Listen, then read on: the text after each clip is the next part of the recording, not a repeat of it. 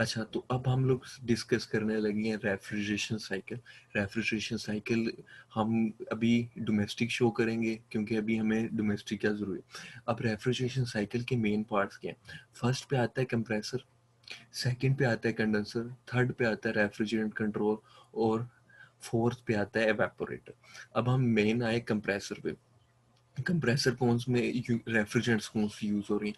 आप सबको एक बात का पता है कि हमें C F Cs, H F Cs और सी एफ सीज और एच सी एफ एस क्या क्या नुकसान देती हैं। हमने कहा कि हमारे पास जो सबसे अच्छी रेफ्रिजरेंट्स वो होती हैं जिनके एंड पर ए आता है। ए किन रेफ्रिजरेंट्स में यूज़ हो रहा है? सबसे ज़्यादा इंपॉर्टेंट रेफ्रिजरेंट्स वो हैं, यानी कि 134A और R410 कैपिटल ए। ये रेफ्रिजरेंट सबसे अच्छी हैं। इनका पूछा जाए, हम कहते हैं कि ये माहौल तो उस रेफ्रिजरेंट है, ये मुजरे सेहत नहीं है, इनको आग नहीं पकड़ती और इनके किसी किस्म के भी साइड इफेक्ट्स नहीं है अगर इन्हें छोड़ दिया जाए हवा में। ये ओजोन डिप्लीशन का बायस नहीं बनती। सबसे अच्छी बात ये। अब हमने कहा कि कंप्रेसर में रेफ्रिजरेंट आया, अभी हम एक्सप्लेन कर लेते हैं 134A या 4110A को, कैपिटल ए। अच्छा, जब हमारे पास रेफ्रिजरेंट आती है तो वो लो टेम्परेचर लो प्रेशर पर आती है। अब कंप्रेसर क्या करता है? कंप्रेसर इसको हाई प्रेशर हाई टेम्परेचर पर यहाँ से कन्वर्ट करता है, डिस्चार्ज लाइन के थ्रू भेजता है। अगर हम बात करें तो कंप्रेसर्स की कई टाइप्स हैं, centrifugal, reciprocating, rotary compressor, screw compressor. According to compression कितनी है, अकॉर्डिंग टू प्राइम मूवर कितनी है, अकॉर्डिंग टू प्राइम मूवर में आ जाती है, डायरेक्ट ड्रिवन मेथड्स में आ जाती है। हमने कहा direct driven method, indirect driven method. Prime mover में हमने कहा semi hermetic, hermetic, screw. Compression में हमने कहा रेसिप्रोकेटिंग, रोटरी, सेंट्रीफ्यूगल। अब इनके काम करने के मुख्तलिफ मुख्तलिफ टाइप्स हैं।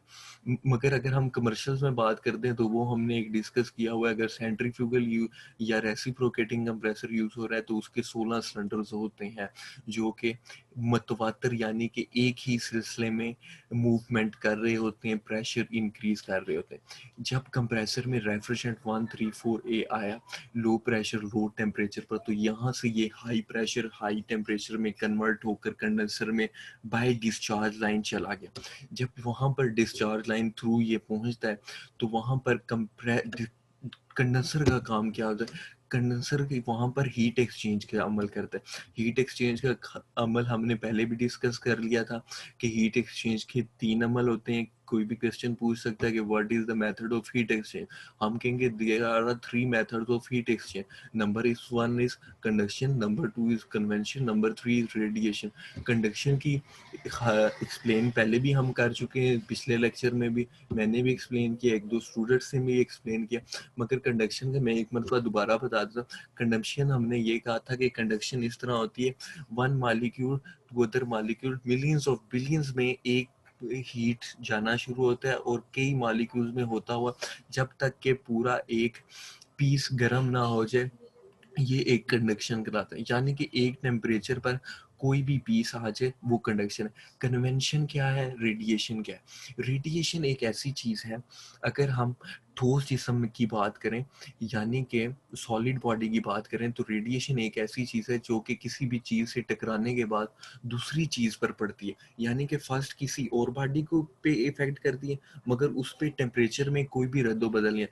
मगर जब वो दूसरी बॉडी पर पड़ती है तो उसके टेम्परेचर में रद्दो-बदल आता है, यानी कि टेम्परेचर डिफरेंस, जिसे कि हम डेल्टा टी से प्रेजेंट करते हैं, T2 माइनस T1। कहीं पर भी टेम्परेचर का पूछ लिया जाए तो आपको फार्मूला सारे आने चाहिए। सेंटीग्रेड टू फ़ारेनहाइट का formula C/5 equals to F-32/9। Rank का इनका है R equals to F plus 460। अब हमने केल्विन का पढ़ लिया, K equals to centigrade plus 273। अब यहाँ से आगे कंडेंसर तक आगे, कंडेंसर में मैंने रेडिएशन बता दी, कंडक्शन बता दी। तीसरा मेथड अब मैं बताने लगा, वो है हमारे पास कन्वेंशन। कन्वेंशन में हम लिक्विड बॉडी को डिस्कस करते हैं। लिक्विड बॉडी कन्वेंशन बेसिकली होती लिक्विड बॉडी में। लिक्विड बॉडी में किस तरह होती है, यानी कि एक हमारे पास कोई बाउल है, उसके अंदर 2 लीटर पानी है, उसको जब हम एक हीट देना शुरू करेंगे, यानी कि एक बर्तन में पानी है, उसको हमने हीट देना शुरू किया, जो नीचे वाला मॉलिक्यूल है वो जब हीट अप होता है तो वो ऑटोमेटिकली ऊपर जाना शुरू हो जाता है। तो जो ऊपर वाले लो टेम्परेचर वाले मॉलिक्यूल्स होते हैं वो जगह तब्दील तब्दील करके नीचे की तरफ आते हैं और नीचे वाले ऊपर। ये साइकिल बार बार चलता रहता है, ऊपर वाले नीचे की तरफ, नीचे वाले ऊपर की तरफ। जब टेम्परेचर पूरे एरिया के अंदर एक जैसा हो जाता है तो this method is a convention method. These are the 3 methods of heat transfer. Number 1 conduction, number 2 convention, number 3 radiation. यहाँ तक अल्हम्दुलिल्लाह क्लियर हो गया। जब कंडेंसर में रेफ्रिजरेंट आए, अब कंडेंसर में हमने कई टाइप्स हैं। कंडेंसर में मैंने है जो मेन टाइप्स बताई थी, एयर कूल्ड कंडेंसर हमने कहा, मेन कंडेंसर जो कि यूज होते हैं। फिर हमने कहा वाटर कूल्ड कंडेंसर, ठीक है। और तीसरा हमने कहा इवेपोरेटिव कंडेंसर। इवेपोरेटिव कंडेंसर तो कमर्शियल चला गया, उसको हम डिस्कस अभी अगर कहते हो तो मैं कर भी देता हूँ। पहले मैंने कहा वाटर कूल्ड कंडेंसर। अच्छा, वाटर कूल्ड कंडेंसर की हमें टाइप्स के नाम जरूर आने चाहिए, क्योंकि वो चीज़ पहुंच सकती है, क्योंकि डिप्लोमा कोई छोटे लेवल का नहीं है, अच्छे खासे लेवल का है। तो इसके लिए हमें एयर कूल्ड की type, fin type number 1, fin and plate type, fin and tube type, tube type and plate type, ठीक है। ये प्लेट, अब ये हम बात